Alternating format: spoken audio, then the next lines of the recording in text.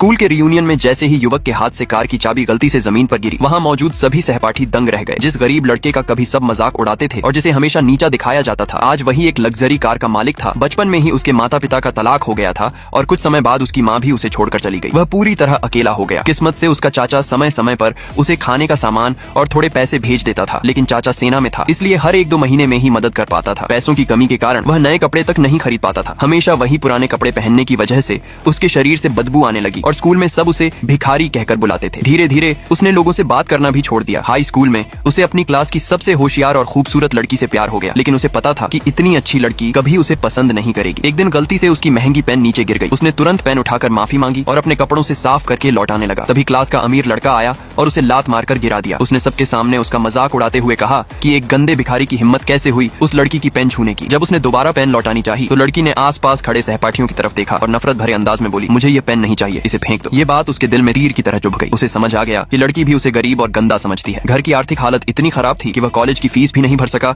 और पढ़ाई छोड़कर मजदूरी करने लगा, लेकिन उसने उस पेन को हमेशा अपने पास संभाल कर रखा। उसी दिन उसने ठान लिया कि एक दिन वह इतना सफल बनेगा कि दुनिया उसे पहचानने पर मजबूर हो जाएगी। कुछ समय बाद उसके सामने एक कार का भयानक एक्सीडेंट हो गया। उसने बिना अपनी जान की परवाह किए लोगों की जान बचाई और तुरंत एम्बुलेंस बुला ली। उसका यही नेक काम उसकी पूरी जिंदगी बदल गया। अगले दिन जिस व्यक्ति की जान उसने बचाई थी, उसने इनाम के तौर पर उसे 10 लाख रुपए दे दिए, लेकिन उसे व्यापार की कोई समझ नहीं थी, इसलिए उसने सारे पैसे अपने रिटायर्ड चाचा को दे दिए। चाचा ने उन्हीं पैसों से कपड़ों का कारोबार शुरू किया। कुछ ही सालों में उनका कारखाना पूरे इलाके का सबसे बड़ा और सबसे मशहूर फैक्ट्री बन गया। सबसे बड़ा निवेशक होने के कारण युवक को भी करोड़ों का मुनाफा मिला। एक दिन जब वह अपनी हिस्सेदारी के पैसे लेकर फैक्ट्री से निकल रहा था, तभी उसकी मुलाकात उसी लड़की से हुई जो नौकरी के इंटरव्यू के लिए आई थी। वह उससे बात करना चाहता था, लेकिन लड़की रोते हुए वहाँ से चली गई। उसे पता चला कि लड़की इंटरव्यू में असफल हो गई थी। वह उसके पीछे जाना चाहता था, लेकिन उसे स्कूल के दिनों की वह बेइज्जती याद आ गई, इसलिए उसने खुद को रोक लिया। उसी समय उसके फोन पर पुराने सहपाठियों का कॉल आया। सबने क्लास रियूनियन रखा था। उसने सोचा कि इतने सालों से संभाल कर रखी हुई पेन अब वह लड़की को वापस कर देगा, इसलिए उसने तुरंत आने की हामी भर दी। रियूनियन वाले दिन वही अमीर लड़का होटल के बाहर अपनी नई कार का दिखावा कर रहा था। सभी सहपाठी उसकी कार देखकर प्रभावित थे। तभी सबकी नजर उससे भी ज्यादा महंगी एक लग्जरी कार पर पड़ी। कार के शीशों पर काली फिल्म लगी थी, इसलिए अंदर कौन बैठा है कोई नहीं देख पा रहा था। अमीर लड़का तुरंत कार के पास गया और बोला, सर मेरा नाम राहुल जयकर है, मेरे पिताजी रेड क्लोथिंग फैक्ट्री के मालिक हैं, अगर आप चाहें तो हम दोस्त बन सकते हैं। उसे क्या पता था कि उसी कार के अंदर वही गरीब लड़का बैठा है जिसे कभी उसने पूरी क्लास के सामने बेइज्जत किया था। इतने में उसे स्कूल का वह दिन याद आने लगा जब उसने सबके सामने कहा था, इसकी पेन भी कूड़ेदान में फेंक दो और इसे भी उसी के साथ बाहर निकाल दो। आज वही इंसान करोड़पति बन चुका था। कुछ देर इंतजार करने के बाद सभी लोग होटल के अंदर खाने के लिए चले गए। थोड़ी देर बाद वह युवक भी अंदर पहुंचा। तभी क्लास की वही लड़की उसे देखकर बोली, क्या तुम वही हो? नेक्स्ट पार्ट के लिए लाइक सब्सक्राइब।